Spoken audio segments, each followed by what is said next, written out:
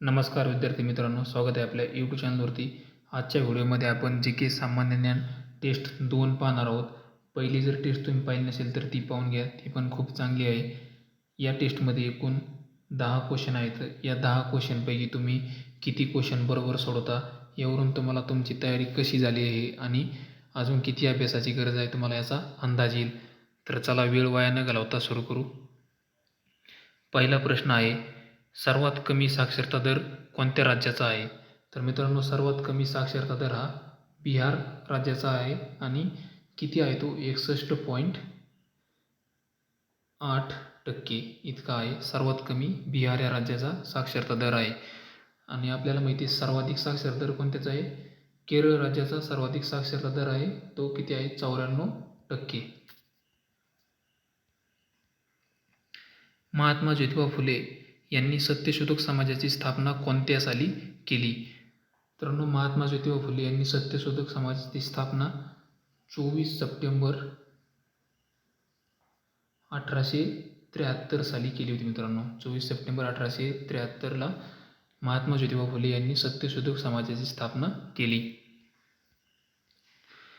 पुढचा प्रश्न आहे, ब्रह्मपुत्रा नदी अरुणाचल प्रदेशात पोहोचल्यावर तिला कोणत्या नावाने ओळखले जाते?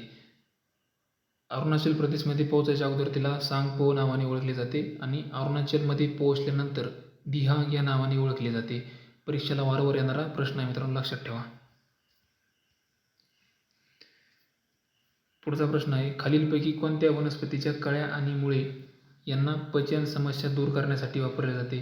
तर कांचन या वनस्पतीच्या कळ्या आणि मुळे यांचा वापर पचन समस्या दूर करण्यासाठी केला जातो. पुढचा प्रश्न आहे, मेंदूमध्ये टिंबटिंब हा विचारमंथन करणारा मुख्य भाग आहे. तर मेंदूमध्ये अग्रमस्तिष्क, पर्याय क्रमांक 4, अग्रमस्तिष्क हा विचारमंथन करणारा भाग आहे. मित्रांनो, एखाद्या दिवशी आपण मेंदूवर एक डिटेल लेक्चर घेऊ, त्यातून सर्व क्वेश्चन मेंदूचे परीक्षेला येणारे कव्हर करू. पुढचा प्रश्न आहे, मूलभूत कर्तव्यांची संकल्पना कोणत्या देशाकडून घेण्यात आली आहे? मित्रांनो, मूलभूत कर्तव्याची संकल्पना USSR म्हणजे सध्याच्या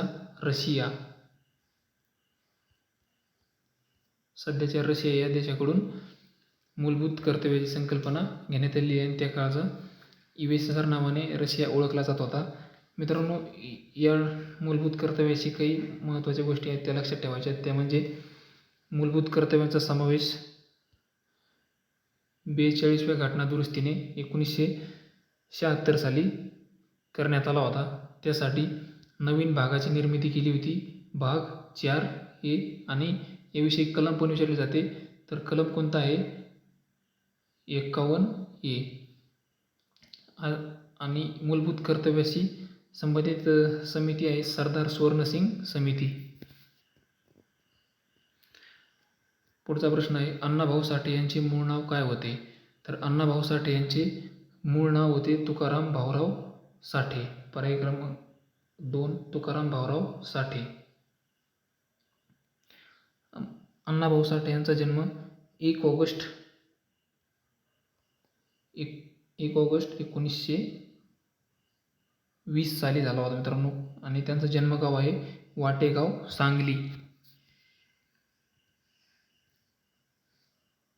पुढचा प्रश्न आहे, खालीलपैकी कोणत्या प्रजातीचा ऑलिव्ह रिडलेशी संबंध आहे? तर मित्रांनो, ऑलिव्ह रिडले ही कासवाची संबंधित प्रजाती आहे. आणि हा पोलीस भरतीचा खूप आवडता प्रश्न आहे. याच्यावर खूप वेळेस क्वेश्चन आलेला आहे पोलीस भरतीला. तर लक्षात ठेवा, ऑलिव्ह रिडले ही कासवाची प्रजाती आहे. पुढचा प्रश्न आहे, भारतीय राज्यघटनेतील कोणता अनुच्छेद संघराज्याच्या